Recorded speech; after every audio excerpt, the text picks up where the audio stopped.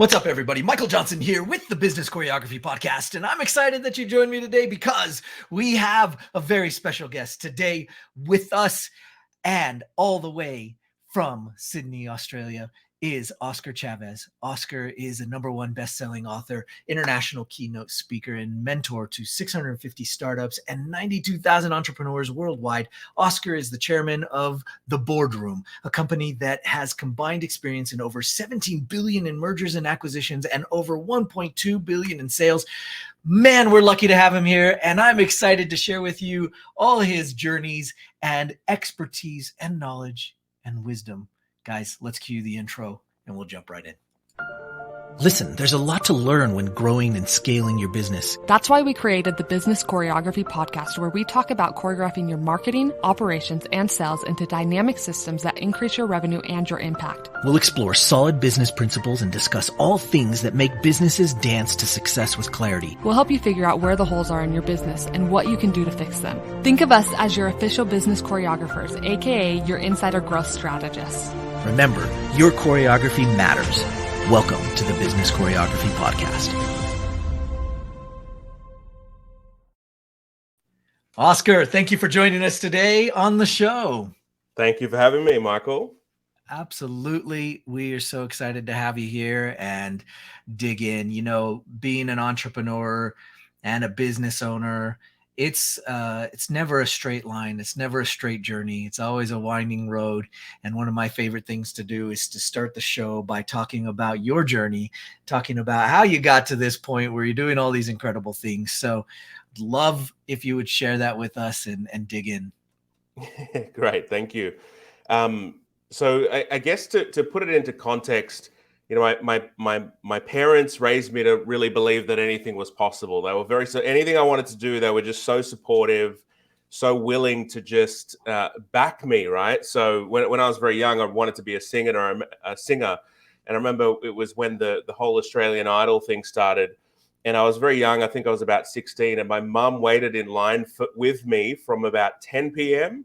till around, the 8 to 9 a.m. where we'd start auditioning, and then the whole day would be wrapped up by 12. Now, I didn't understand the power of that till I became an adult and had my own kids. I didn't realize how big of a sacrifice that was.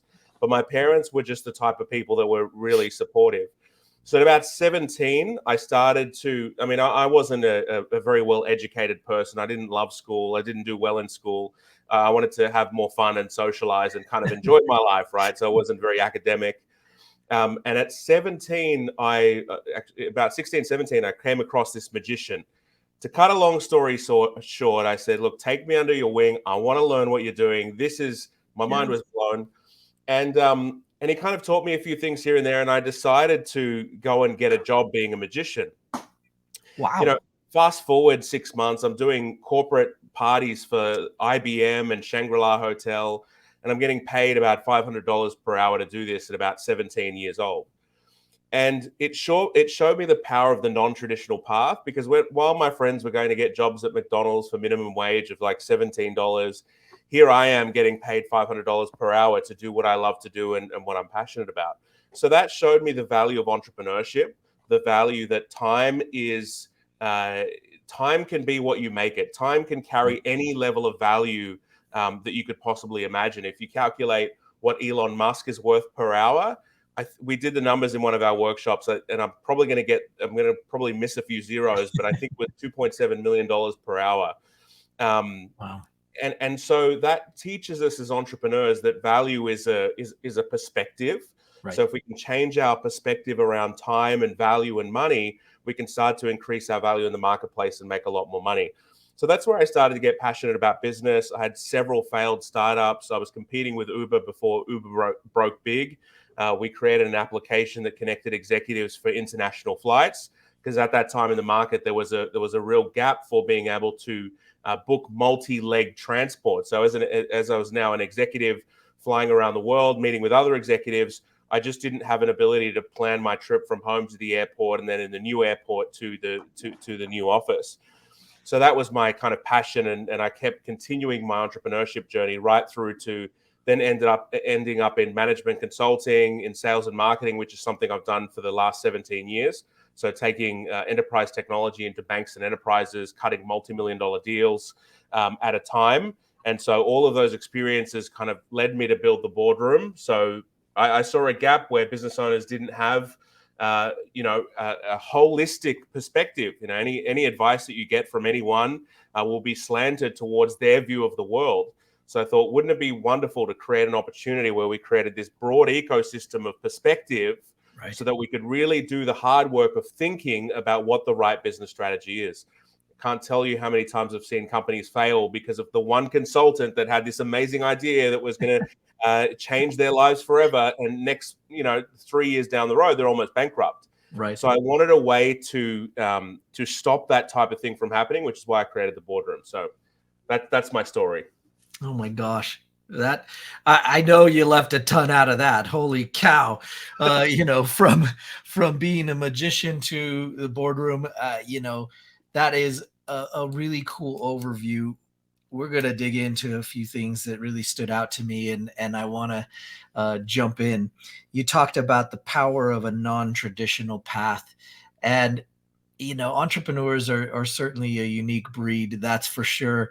I want you to talk a little bit about that non-traditional path and the challenges of taking that on and making that part of who you are and what you do. Yeah, good question. I believe that entrepreneurship, that each human being has an entrepreneurial spirit within them. I meet with so many different people that have this, they might be full-time employees, but they have this idea that they want to run their own business. They want to be their own boss. They want to run their own show. Now, that is absolutely the non-traditional path, because I believe that in society, in life, the way that this system is constructed is all about go to school, get a job, get an education, work 9 to 5 until you retire it. But, and that retirement age keeps getting pushed out. Inflation keeps going up and up and up. And this whole system isn't really designed for people to thrive financially. So when you're an entrepreneur and when you're a business owner, you have to step outside of that system into a whole new system, which has, various, tax benefits and ways you can really scale your growth. And so for me, it's about really understanding that business, and I always say this, that business is probably the hardest thing that anybody can do because it is so complex. It's not taught well. There are a myriad of coaches and online platforms and people that will happily take your money and deliver no results. It's just such an ecosystem full of landmines, and the risks are big. Like, you can lose it all when you're in the business game. You don't have the kind of the security of a 9 to 5, even though it's a false perspective of security, because anything can shift in the economy. A recession could happen. A company can have 2 quarters of financial performance and lay off thousands of jobs, as we're seeing all around the world. So it's a very difficult path. And what you're doing through that process is illuminating yourself to reality. And reality is a bitter pill to swallow. I'm not sure if you've ever heard that quote before. Reality is a bitter pill to swallow. And so when people are, in that world, seeing everything for what it really is, it can be really difficult and really lonely. I mean, some of my clients pay me just because they're like, it's lonely at the top. But I'm kind of like, that's BS. It's not lonely at the top, because there's so much support available for you. There's so many people that are passionate and giving. You're living in a perspective that it's lonely at the top. There's more room at the top than anywhere else, because the crowded market is in the middle. It's not at the top. And so it's really helping business owners understand that perspective of business, which is quite different to the traditional path. I love that. Earlier you mentioned and you sort of touched upon this idea of time, value, and money. And I want to dig into that just from your perspective on it and talk about that a little bit. And obviously it was in context of your story, but I just have a feeling that there's some really great stuff we can pull out of that. It's actually something I've been thinking about all morning, and I don't know how deep to go with this, because it's fairly deep. Please dig in. If we look at the financial system, it's really built to be able to exchange value in a standard format, right? Right. Now, when you're when you're going through that process of even creating a civilization, let me ask you, if you were going to create a civilization, what's the number one thing you've got to do first? Oh, infrastructure is seeming like a pretty important element. Okay, awesome. Yeah, infrastructure is definitely there. But I believe that the fundamental number one component of building any civilization or building any business or anything, right? Civilization, the way humans interact, is language. Oh, So yes. unless this is the thing that people need to understand, is that society, life, civilization is created through language. And when we have the language for things, we can start to be on the same wavelength and come to certain agreements and disagreements. And so that language enables us to create a financial system where people can exchange value for value, right? If I think something's worth $100 and you're offering it to me for $80, I'm more willing to pay for that. If I think something's worth $100 and you're charging me $10,000 for it, I'm not going to buy that.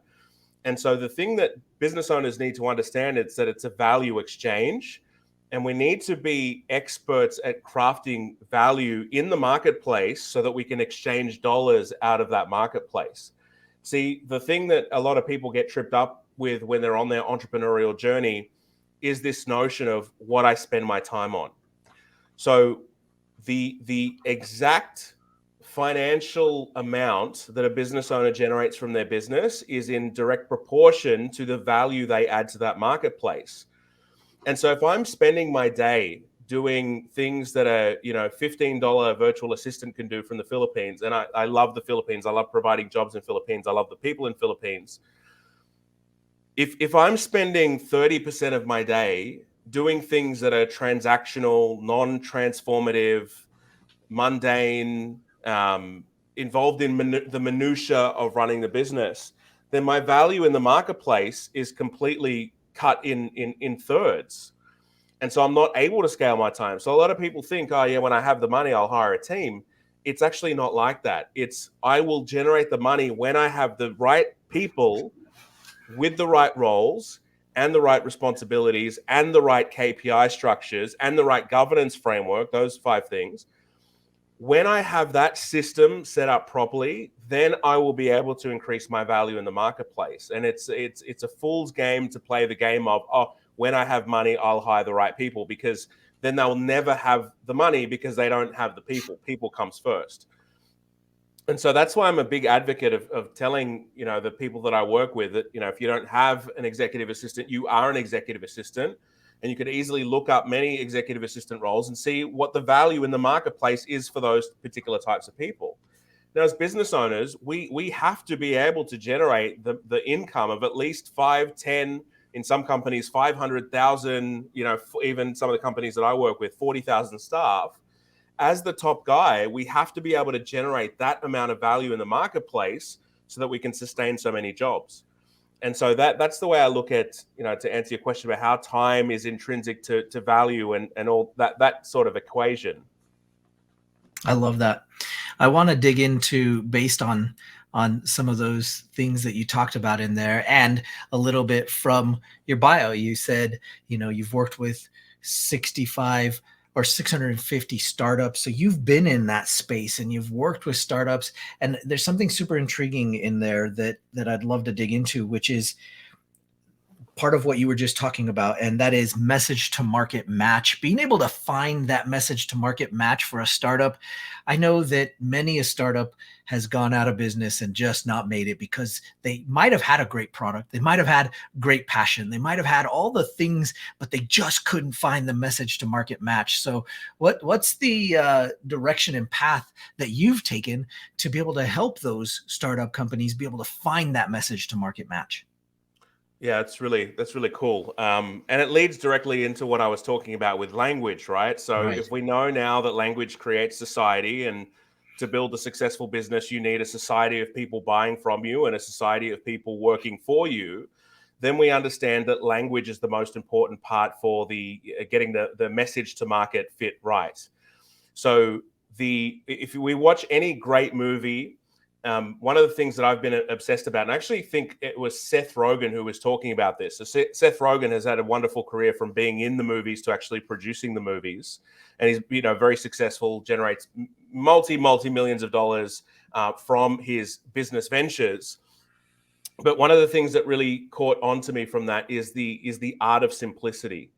So it is the art of, I call it distilling, is taking all the rubbish that people think about from their business. When I ask people, what's your value proposition, they kind of don't even know, or there's a lot of things.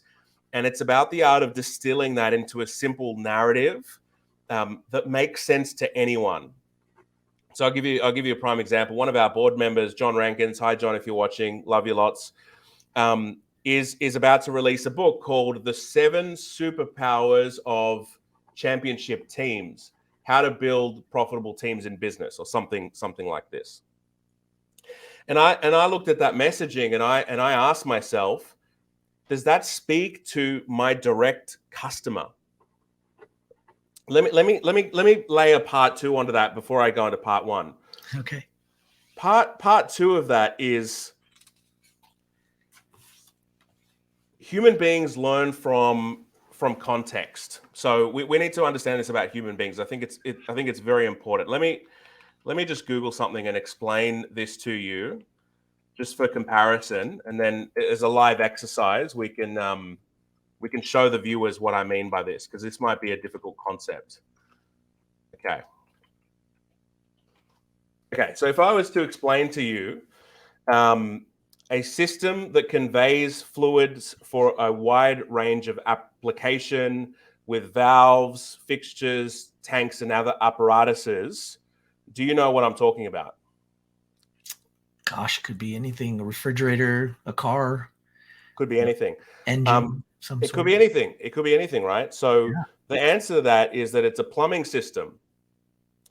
And so when business owners speak, they're usually talking about the apparatuses and the valves and the this and the that. And in the human mind, we can't comprehend. We can guess what that individual is talking about, but without the context, we don't fully understand, and we can't take all the other information and put it in what I call a frame of reference.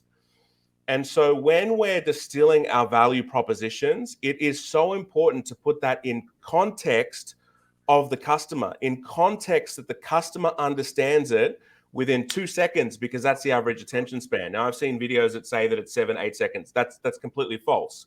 I've worked with the largest video distribution company in the world, and we know that from consumer research that the attention span is 2 seconds. Wow. So this is why I talk about simplicity, because unless I can convey to you in context so that your human mind understands all the other garbage and all the other fluff, then you're not going to understand my value proposition. You're not going to believe in it, and you're not going to be trustworthy enough for that proposition to actually buy it. That was part 2 in terms of context. Back to part 1 with John's book.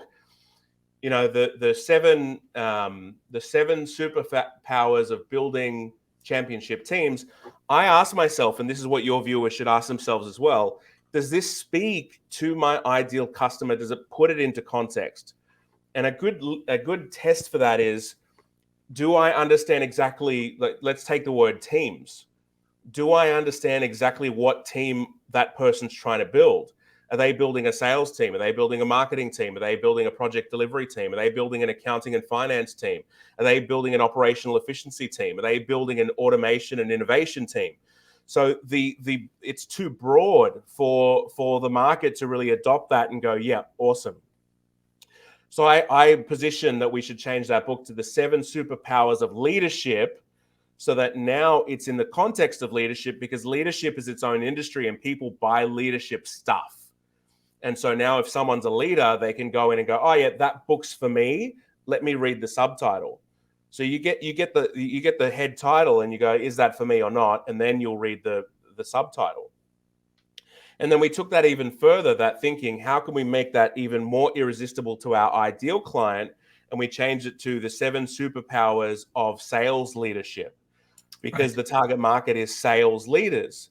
So now the sales leader can see themselves in that book, and all the other stuff about valves and fixtures and water this and the technical stuff is going to now fit into the context of sales leadership. So when people are getting their message market fit correctly, it's about really understanding your target demographic. It's about using rich levels of simple context, as little words as possible, to convey the message. Now, I do this live in workshops. People come to me and they're like, "Okay, here's my value." And I'm like, no, that's not good. Give me 10 seconds to think about it, and I'll kind of create something new for it. But it's and I love that in the background you've got the alchemy book there, and it's turning kind of nothing into something. That's the art of marketing and getting that message out there. It's that alchemy process of taking the stuff and turning that into simple context for the customer to say, "Yep, that's for me." I love that. Man, that's great.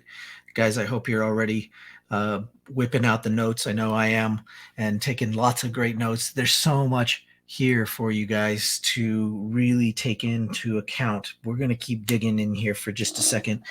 I love talking about this subject, and you've sort of dived in, and you talked about rich levels of simple context. Can we do some examples or talk about it a little bit more specifically so that we can dig into that piece? Yeah. So I'll give you a simple example. One of my clients was a data transformation company. So they would take the enterprise level data, and they would do things like, and I'm going to tell you exactly how they would explain it, right? They would do things like data literacy training. They would build software applications that enabled companies to do data literacy. They implemented master data management solutions and reference data management solutions and metadata management solutions for their clients. Okay, so when you listen to that value proposition, all you hear is a bunch of stuff, right? Right.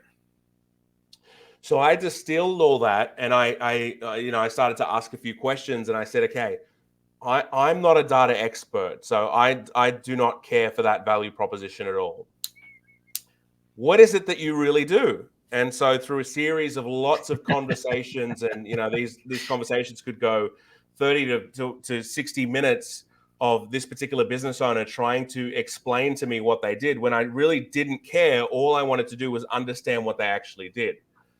So after understanding all these concepts and how they fit into an organization and why somebody would go through a data transformation program, I then distilled that information, and I said, okay, great. I think what we do is that we turn data into profit. And the business owner was like, yeah, that's what we do. We turn data into profit. And part of that was that, in the online space, in the data leadership world, everybody was talking about data is the new oil. Data is the new gold. So the industry had already started leading towards that there's some sort of value in data that quite hadn't been extracted yet. And so I took that by the throat, and I go, great, we need to have a value story here. And we needed to say something that no one else in the marketplace was saying. So we said, okay, we turn data into profit. Okay, headline number one, wow, I have data. I want to profit from that data. And in fact, my role in the organization is to do something meaningful with this data, right? Great, we turn data into profit. Part two is, how do you put context around that for what that actually means? What results can we produce? And every time I consult with a business owner, we're trying to dig down into results, because results sell. Results is what people buy from you. So when you're selling a large multi-million-dollar contract, they don't really care about how you go about it. They just want the result. And as an executive, I actually don't really care how people go about doing things. Sometimes I do, but most times I don't, as long as I get the result. I just want the result. That's what I pay for. And so we need to get business owners used to speaking about results and being able to distill their results into, simple types of context for people to understand. So I said, how do we take this turning data into profit and wrap some real context about it? So I sat down with a business owner. I'm going to give him a fake name. And I said, Fred, from all these like projects that you've done, what kind of profit have you generated for your clients? And we started talking about stories, and one of the stories was they took 3,000 processes and 30 different systems into a single click dashboard. which is powerful, right? So that's cool. That's good. That's kind of like maybe part 3, part 4 when we start talking about results. But I said, what kind of results have you produced? What kind of savings have you produced for your clients? What kind of revenue have you driven for your clients? And he said, probably about $100 million. So I said, great. That's our new proposition. We turn data into profit. We've done it for $100 million in counting. We would like to add you next. Great. Now we have a value proposition. In fact, that business owner was kind of like, it's too simple. I don't like. He's very technical, right? Very on the creative genius side. He decided to take that value proposition to Gartner, which is the leading authority in sales and go-to-market in that particular sector. And that's where I got nervous, because I'm like, here I am as the consultant, just completely revamping value propositions. And Gartner said, that's perfect. Great. We love that. And I said, good. At least I'm doing my job properly. Next minute, we took it to an executive within a bank. It was it was Zurich, right? So large global financial institution. So we met with the chief data officer, and I was in that call because I have to make sure that the value proposition resonates. And we started to ask your typical sales questions about the whys and challenges, and I won't deep dive into sales in this call. But at the end of the call, I said, great, let me explain to you for 5 minutes what we actually do. And I went through this 5-minute pitch deck, which is all about turning data into profit. We've done it for $100 million and counting. Here's how we do it for you. These are the results, example number 1, example number 2, example number 3. And we achieved this by doing, all the other stuff that they were talking about, master data management, data lineage, blah, blah, blah, blah, right? And the executive, these were the exact words that came out of the executive's mouth. He said, you know what, Oscar? In this industry, I feel purposely that people are trying to make this complex so that I buy more things. Every conversation I have in the data domain is just wildly technical and really hard to understand. He said, you're the only organization that's come here with really simple to understand language that I can back and I can really believe in. That was the exact feedback. So the art of this for business owners watching is, if you can distill your language, again, that's how we create civilizations, how we create communities of people that buy from us and that work for us, then we can leverage that language to create awareness and understanding in the consumer's mind so that we fit into their context. And without those things being in place, it's impossible to make a sale, because people don't buy from people they don't trust, or people don't buy from people that don't trust that they can produce a result. And so when you can distill that language, that's how you really nail into that market message conundrum that many businesses struggle with. But it takes a lifetime of discipline, of reading, of learning, and being a marketing expert and toying with various different value propositions. Just a quick story. I was hearing Ed Sheeran talk about the fact that he wanted to write 10,000 songs, and he'd write a song a day, and all those songs were terrible, until eventually he's a world superstar. It's the same thing in marketing. You've got to go through the process of distilling value propositions, listening to people speak about these, so that we can simplify them in our own businesses. Oh man, that is so true. And there's so many businesses out there that forget that element. They add a new product, they bring a new service in, they bring some other element into their business, and they somehow think that because they've had success with the previous product or a previous service, that all of a sudden they're just magically going to work. And we've watched huge companies like Pepsi do it wrong, or Coke do it wrong. They bring in a product, they think that just because they are who they are, they're just going to release that thing, and then it flops, and they go, what happened? But we're so big, I don't understand. Why didn't that work? Yeah. So I love how you describe that, and I love that perspective, and it's something that we can all do, and we can all spend time on a regular basis. I want to jump in a little bit as we start to wrap close to the end. I am not pushing you, but I want to make sure we have enough time to be able to talk about Boardroom a bit and tell us about it, and tell us about what that's all about, because that is a really cool thing that you've created. Thank you very much. So the Boardroom, in essence, is a company that helps business owners build, scale, and sell. And sell can mean a lot of different things to a lot of different people, but in our eyes, it can mean either exiting that business for multi-millions, or it could mean cutting up your business into chunks and selling that chunk for a very high profit margin so that you can inject capital and accelerate growth. The thing that people need to understand is that the market is moving at a certain rate, always. The markets, some markets anyway, are growing to, by 20 to 30%, regardless of what they do. And a lot of companies struggle with that, with getting those levels of growth. And so what we need to do is create an ecosystem that can grow faster than the market. It doesn't need to be, 100 times or 200 times. And in some cases, like Liar's Beer, for instance, non-alcoholic beer company, they went from, I think the numbers are around 2.7 million to 200 million in 2 years through an injection of capital, right? So that's a 10x valuation, 100x valuation multiply in 2 years. So imagine, any business owner listening to this go, okay, what's the value of my company? It's $1 million right now. In 2 years, you could have $1 million company. Like that's just explosive levels of growth.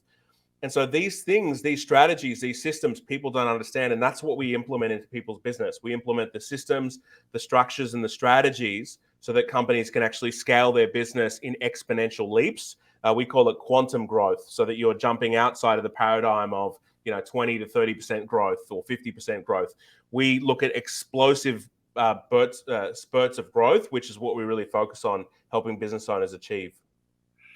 That's amazing. And what a cool service to be able to provide to so many that need it. And, what can you share with us now about what it would be like to join in and to get part of what you're doing? And talk to us a little bit about that.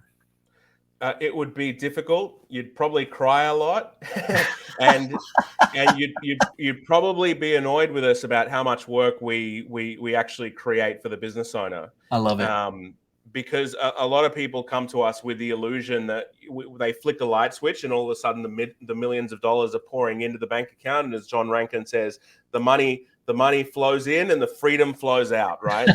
A lot of people are like, okay, I'm gonna work with you guys, and all of a sudden my life's gonna become easier from day one. It's like, no, it's actually gonna become a lot harder. So I'm probably unselling ourselves here. But the reason I do that is because there have been clients that we've worked with that don't want to do the work. I've even had a client say to me, hey, I'm paying you advisors. Like, why aren't you doing the work? And it's like, hold on. If you want someone to do the work, get an employee. Don't get a group of, highly sophisticated business investors, venture capitalists, people that have done 17 billion in mergers and acquisitions. Like, we're not going to sit there and work on your $100,000 project, right? It just, it doesn't work, right? So business owners need to be aware that we have to build new habits that we haven't had before. One of the things we love doing in companies is rolling out governance or corporate governance or accountability, right? Whatever we want to call it. But we like to roll out accountability so that we have a pulse check on the business. It's like you go to a doctor, you go to the hospital, and they're going to check your temperature. They're going to check your blood pressure. They're going to shine a light in your eyes to see if a pupil dilates. Like, none of that is comfortable. But that's what it takes when you go to the business doctor. You're going to have to be prepared that they're going to put you on a plan. You might have to do, you might have to go to the gym 5 times a week, and you might need to cut out carbs, and you might need to cut out sugars. But it's all the uncomfortable stuff that produces growth. And people need to get comfortable with that uncomfortableness, because that's where the growth zone is for the business owners. So unless they're willing to step into that level of growth and maybe cut out a few of the habits that they've got that they really shouldn't be having, if they have these wild dreams and aspirations to grow the business, then don't have these fantasies or illusions or hallucinations about things being really easy in the short term. No. We're going to have to get good at things that we've not done in the past. We're going to have to get used to having really difficult discussions with our employees, maybe conversations that we haven't had that we should have had a long time ago. We're now going to have to start providing reporting to a board that holds us to a high standard and will ask questions if forecasts are missed. This is what it takes to run a sophisticated, growing business that grows outside of the market paradigm. Is that there's a great level of accountability. Tough questions are going to be asked. Tough conversations are going to be had. and an entire set of new habits are going to have to be implemented with the business owner in order for them to grow at that level of market rate. So that's why I'm quite transparent with the pain. Not everybody's willing to go through that journey. Not everybody wants to be an Olympic, gold medal winner. It's just it's a certain psychology that needs to be in place with the business owner for them to even want to get to that level. And then it's a whole different set of psychology for them to actually follow through and do the work through injury, through pain, through early mornings, through all that stuff. But that's who we work with the elite, or people that want to be elite. Yeah, that's great. Well, tell us how we can get in touch with you and how we can find you. Give us the lowdown on how everybody can connect. Great. So I have a website, and I do have a free mini course available. It's called the Rapid Scale Mini Course, How to Double Your Income in 90 Days. And that's at my website, www.oscar-chavez.com. That's oscar-chavez.com. Or they can find me on Instagram, which is the Oscar Chavez, or on Facebook, I am / Oscar Chavez Entrepreneur. There are 3 ways people can find me. I love that. That is great. I appreciate you sharing that with us and that resource. I'm excited to have everybody go and pick that up. Oscar-chavez.com. Sorry, Oscar-chavez.com. It's on the screen if you're watching the video. If not, it will be in the notes as well. And we are so thankful and excited that you joined us today and shared with us some incredible wisdom from your journey and from your experience. Any last words for our audience before we head out? So one thing that I've been teaching around the world, and we've done surveys on all the things that I teach, this is the one thing that resonates so much, and I'll tell it very quickly because I think it's important to get the word out there. So I've read over 100 books, and I was taught to read very quickly by the Guinness World Record holder of speed reading and speed learning, Howard Berg. Amazing individual. Everyone should check him out. But through all the books that I've read and all the knowledge that I've acquired, I've developed this reverse engineering model for outcomes in life. So the model it's called the BAHO method. So it's BAHO, and I'll go through it backwards because it's reverse engineering. Now, the whole world talks about high performance habits. There's so many books on high performance habits, but we don't talk about the underlying structures underneath habits. So that's what the BAHO is all about.